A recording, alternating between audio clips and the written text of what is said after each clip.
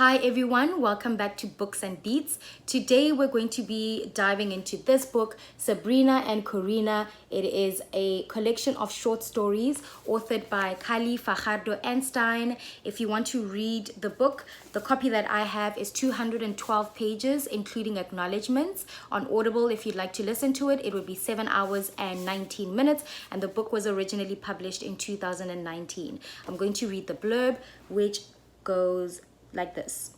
Against the remarkable backdrop of Denver, Colorado, a place as fierce as it is exquisite, Kali-Fajardo Anstine's Latina characters of indigenous ancestry navigate the land the way they navigate their lives, with caution, grace, and quiet force. In Sugar Babies, lineage and heritage are hidden inside the earth but rise during land disputes.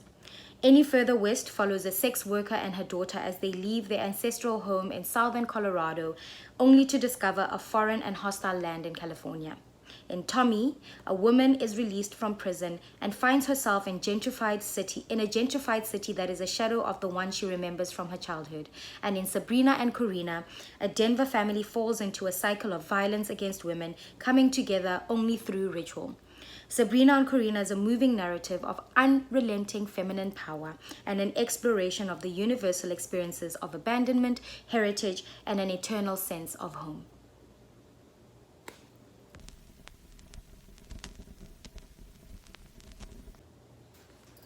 Okay, so the way that I came to this book was that I was going through a period, and I'm still going through that period, of really trying to explore and better understand the different communities that are in the United States, but specifically the Latino, Hispanic, Latinx communities.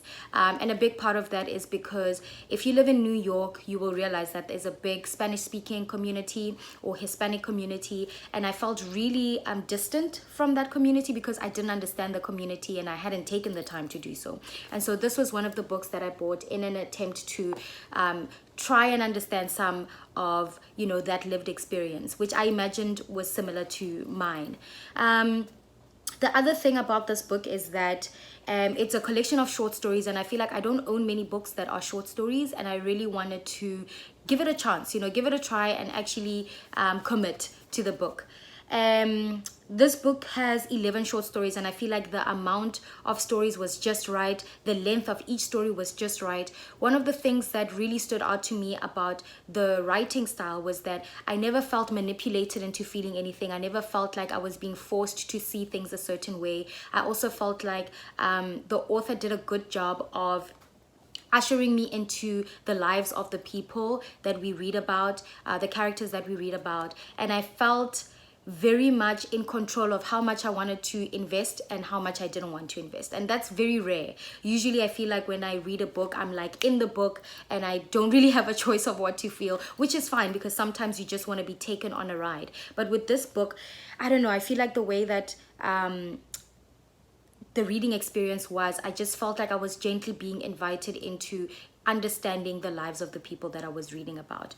Something else that I took from the book was, this is something that I talk a lot about, how women are socialized, how children are socialized to become the kind of women that we become, and to contribute the way that we contribute in society. I feel like this book reminded me again of the importance of rethinking, recalibrating, and just restructuring the way that we raise girl children. Because I feel like a large part of why girl children grow up to be women who are in situations where they don't feel like they can exercise their agency, where they get taken advantage of, where they are abused, is because we are socialized in a way to take that, and of course, a big part of this is also how men are socialized and how other people are socialized, so that they don't feel like they need to be treating women this way. But I do feel like for me, there's a sense of, even in my own personal experiences, I feel like there have been experiences that I took because I felt like I had to. There were certain things that I did because I felt like it was my role to perform that, like I had to perform this role and I didn't really have a choice in whether or not that's the role I performed. And this book reminds you again the importance of why girl children should be socialized differently. Something else that I really appreciated about the book is that it really gave me a look. Like, I feel like I just got a little slice of a look, a window into the lives of the people who live in Denver, Colorado, and in that part of the country, in a way that I just would never have gotten a chance to. Even if I traveled to Colorado or to Denver, Colorado, or to northern New Mexico, or the areas that this book is set in, I don't believe that I would have been able to really get the nuanced experiences and stories that this book delivered. And I think that's the magic and power of books, that you get to travel to certain places, you get to go into people's homes, you get to travel into people's memories in a way that you just can't in normal everyday life. And so this book really enriched me in that way. It's an emotional read. It's not a walk in the park. But it's also not a difficult read, if that makes sense. There's some books that are emotional and they're hard to read because they're emotional. This book is not like that. It's like, it's emotional. You get left with like some residue from reading the book, but it doesn't, you don't carry, well, for me, I didn't carry it along with me for days and days. It was like, wow, that sucked, like that was really painful, that was really tough, but I didn't feel like I was carrying the pain of the book with me. And again, it's probably because these are short stories, so you're coming in and out of people's lives, so you don't get to be too invested in one story, which I guess was part of it. This book also kind of added to my existing conversation, internal conversation that I have with myself about the what's the word? The family nucleus, and how we come together as families to form families. I am at a point right now in my life, and I have been for a long time, where I'm questioning the family unit as it currently is structured. The two-parent household, 2 parents and then children. I think that obviously as an African, there's also an element of the way that we are raised, the way that our culture is has been shifting around families that influences my thoughts. So for instance, growing up, we used to go visit my grandparents in Rustenburg, and I used to feel so alive in that environment, because we were with our cousins, we were with our aunties, we were with our grandparents, we were with our grandparents' friends. Like, it was always just like it felt more vibrant and alive, and I felt like I could really find my space in a space like that, because there were just so many people that I could relate to. And there's nothing really big that was wrong with my own nuclear family. I think we're just like any other family. We have our issues, which family doesn't? But I do feel like I preferred the family structure where there were more people, a bigger family. And I think Indian families get it right. They do this a lot. But of course, I'm sure there's also shortcomings with living with your in-laws, living with your grandparents, living with your parents in the same household. But I do lean more towards that. I also am interested in what a family unit can look like if we looked at them as communities as opposed to blood-related biological families. Because I feel like there's a lot of things that people feel forced to do out of duty, out of obligation, because it's my blood.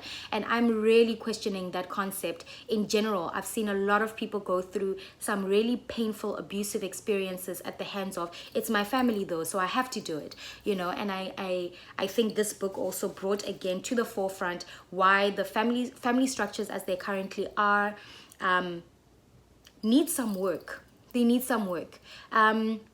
I'm going to take it a little bit deeper and talk about how a lot of children get abused in family situations. All right? And the reason why it's possible for that to happen is because there's something flawed about the family unit and the way that it's structured, that a secret that intense, that something that egregious could happen to a family member in plain sight, in a sense. There's so many stories of people, women and men, and gender non-conforming people, all kinds of people, okay, who come out of their families and later on in life have to face the fact that they were abused at the hands of a family member. And I just really think that we need to reconsider what the term family means and redefine it and define it for yourself, and where family falls in your life. And the role that you play with your family and vice versa. I think in general, the whole concept around family and why I've been thinking about it for years and years and trying to define it for myself and find a place that feels comfortable for me in terms of like when I want to start my own family. Also, am I starting a family or am I continuing an existing family of, you know, friends that I have everywhere across the world and my own family that's blood, that I feel like I relate to? Am I really starting a family? In any case, I am obsessed with this topic of families and how they look like and how we can redefine them. And this book kind of helped me go deeper into that questioning. Yeah, I think there's a world of possibilities that lie beyond when we start to think for ourselves what we want family to mean and what we want it to look like. And really focusing on health, wellness, nurturing, and freedom as opposed to obligation. And in general, I think I have a very strong reaction towards things that feel mandated or musts, or like things where I feel like I'm obligated to do something. In any case, that was a nice little rant about families and family structures. But this book definitely invites you to question these things and also really think about the role of ritual, the role that ritual plays in families, the role that ritual can play in your own life, and how while I do see a return to recognizing the importance of rituals, I do think that for a long time, and maybe right now in South Africa, I feel like this is happening where people are kind of like, some generations or some people are kind of divorcing themselves from indigenous practices, traditional practices that we've done for a very long time because they don't feel like they fit anymore, or you know, it just doesn't make sense for this time anymore. But I do see a resurgence of returning to ritual and understanding why ritual is important. And I can say that I've said this in the past, I am really realizing the importance of rituals, of starting something, of ending something, of acknowledging something, of actively ridding yourself of something, entering a phase, exiting a phase, acknowledging loved ones that are here and that have passed. Ritual is very important, and I think I found the importance of it even more as I've lived away from home. And I didn't realize how much I enjoyed ritual and how much ritual actually supported me in the dailiness of my life, and also in just thinking through phases of life when I was living in South Africa. Anyway, all of that to say this book is incredible, and I think that it's an easy, in a way, an emotional but easy read because of the fact that it's a collection of short stories. Okay, the book community spotlight for today is Cite Black Women Collective. So Cite Black Women Collective, I'm going to read to you the story of how it started instead of just telling you. So in November 2017, Kristen A. Smith created Cite Black Women as a campaign to push people to engage in a radical praxis of citation that acknowledges and honors Black women's transnational intellectual production. It started out with t-shirts with the simple phrase, Cite Black Women.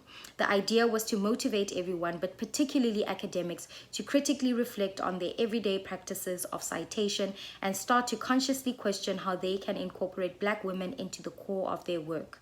From there, the movement grew, expanding to Twitter, Instagram, and Facebook, and establishing the hashtags Cite Black Women and Cite Black Women Sunday. Now we are growing into even more, including a new podcast, blog, and this website. As Black women, we are often overlooked, sidelined, and undervalued. Although we are intellectually prolific, we are rarely the ones that make up the canon. Recognizing this, Cite Black Women engages with social media, aesthetic representation, i.e. our t-shirts, and public dialogue to push people to critically rethink the politics of race, gender, and knowledge production. I mean, I feel like they've just said it all.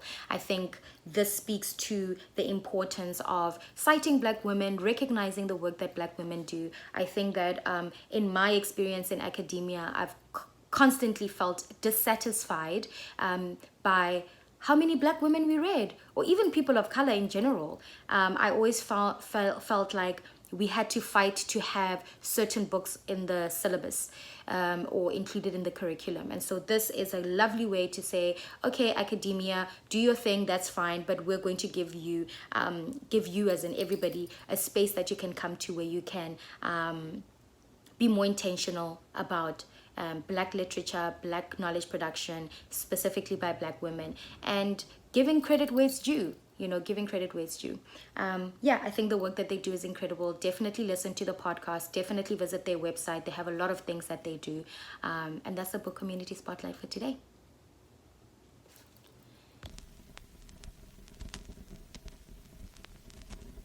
Okay, so the mixtape of the week is actually by the author of this book that we are talking about today, Sabrina and Corina. Kali-Fajardo Anstine has a mixtape or playlist that she created on Spotify, and it's titled Saguarita to Denver, a Sabrina and Corina mix. And, in her own words, she describes this as or at the beginning, at the top of the Spotify playlist, this is what she wrote. Music is an enormous part of my writing, from old country classics to throbbing pop songs to a heavy dose of mid-aughts indie rock. These are songs I associate with writing Sabrina and Corina. XO Kali. So I think it's rare that an author will actually create a mixtape or a playlist specifically to go with the book or the writing experience of writing the book. So I thought, okay, of course we have to share this playlist. And I listened to the playlist myself while I was reading the book, before and after, during, and I just felt like I was having such an intimate, cozy experience, and I felt like I was getting an even deeper, more immersive experience of the book as a result of having this playlist alongside the book. Okay, time to reflect. I definitely feel a lot more in my body today and a lot more confident and comfortable in my skin, and I feel like you can actually hear it as I speak. So I'm hoping to maybe record my videos around this time of the day as opposed to nighttime, and also record them way before the time that I need to post them, because I think part of the issue before was that I was recording the videos the night before, and so obviously I'm also regulating my voice and stuff like that. So yeah, it's nice to experiment with recording at a different time of the day and seeing how that feels. I also feel like I spent the last 3 days. It was my birthday on Sunday, yesterday. Well, obviously I'm gonna upload this on a Tuesday, but on the 15th of August is my birthday, and I felt like what I needed the most, the biggest gift I could give myself is sleep. So that's what I gave myself. I slept, I rested, I did nothing. Okay, that's what I did. So I feel like sleeping also definitely contributed to me feeling so refreshed, and I think this is a note to self for future reference. Anyway, thank you for joining me, and I hope you have a wonderful day further. Goodbye.